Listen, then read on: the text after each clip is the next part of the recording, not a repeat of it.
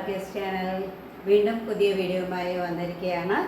ഇന്നത്തെ സ്പെഷ്യൽ ഞാൻ പറയുന്നില്ല, നമുക്ക് നേരെ വീഡിയോയിലേക്ക് പോവാം കേട്ടോ.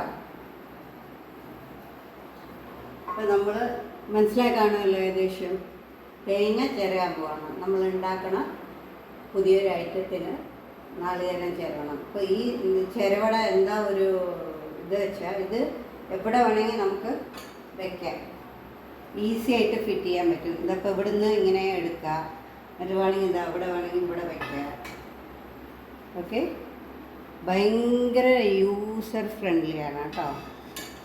എന്നിട്ട് നമുക്ക് ഇവിടെ പ്ലേറ്റ് എടുത്തിട്ടുണ്ട്, പ്ലേറ്റിന് ഇങ്ങനെ വയ്ക്കുക. എന്നിട്ട് നമുക്ക് നാളികേരം ചിരകി വെച്ചിട്ടുണ്ട്, വിഷുവിന് പൊട്ടിച്ചതാണ് കേട്ടോ. അതാണിപ്പോൾ യൂസ് ചെയ്യാൻ പോകുന്നത്. എന്നിട്ട് നമുക്ക് ചിരകാം. അതിങ്ങനെ ഒന്ന് പ്രസ് ചെയ്ത് കൊടുത്താൽ മതി. ഇത് അവിടുന്ന് നമ്മളൊന്ന് ഇങ്ങനെ ചാരി നിന്ന് കഴിഞ്ഞാൽ ചിരകാൻ പറ്റും ഈസി ആയിട്ട്. ഇതാണ്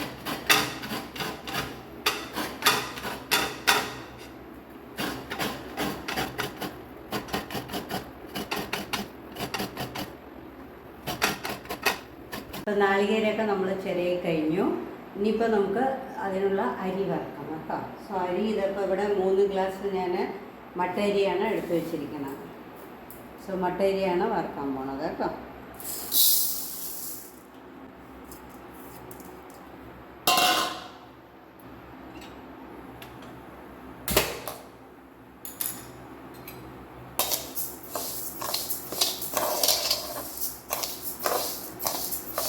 ഇനി ഇത് വറുത്തെടുത്ത ശേഷം നമുക്ക് ബാക്കിയുള്ള ഇൻഗ്രീഡിയൻസുമായി വീണ്ടും കാണാം കേട്ടോ.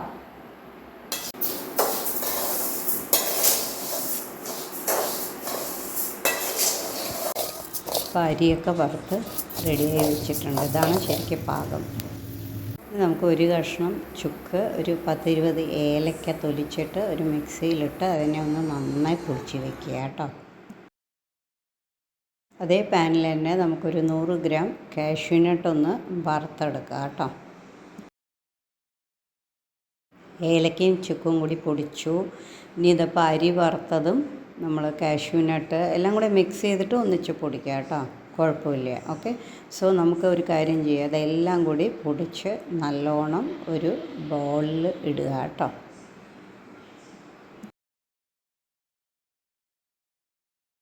ഇപ്പം നമ്മൾ ഈ വറുത്ത ഐറ്റം എല്ലാം പൊടിച്ചിട്ട്, മീൻസ് കുറച്ച് തരിതരിപ്പായിട്ട് പൊടിക്കണം, ഒരുപാട് ഫൈനായിട്ടൊന്നും വേണ്ട കേട്ടോ. എന്നിട്ട് ഇത് ബൗളിലേക്ക് ഇട്ട് വെച്ചിരിക്കുകയാണ്.